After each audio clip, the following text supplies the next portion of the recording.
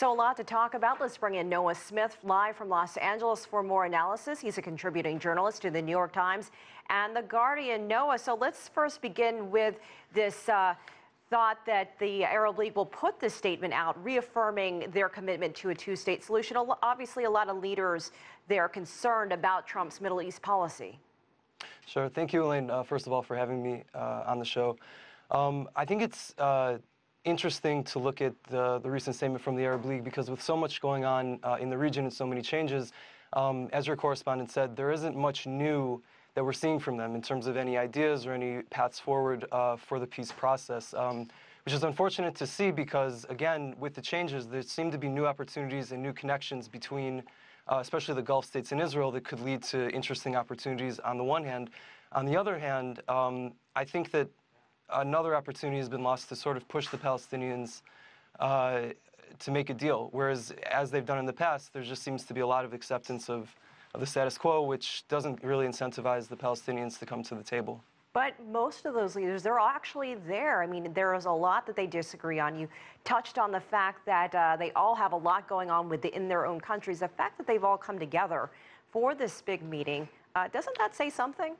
Absolutely. I think that it says that it's a continuing abdication of responsibility for their own people because, again, you're looking at the crisis in Syria, you're looking at the crisis in Iraq and other places in the region, Libya, and instead of coming together maybe to create an economic pact or other ideas, they seem to still be going back to the old playbook of focusing on Israel and blaming a lot of the instability on the Israeli-Palestinian conflict.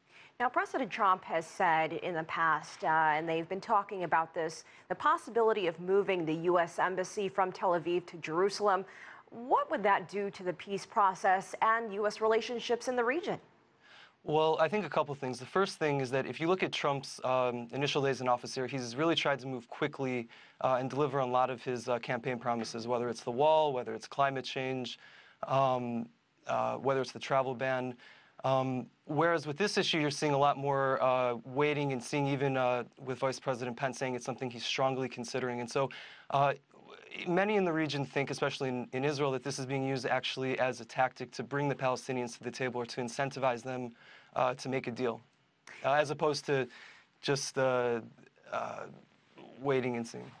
Now, the war in Syria, also a major issue that will likely be discussed at length at the summit.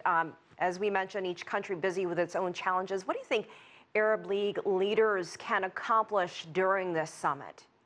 I'm not sure they can accomplish much because despite the rhetoric, there still are fundamental disagreements that inhibit their ability to make any sort of significant change. And you see these divisions mostly between, for instance, Egypt and Saudi.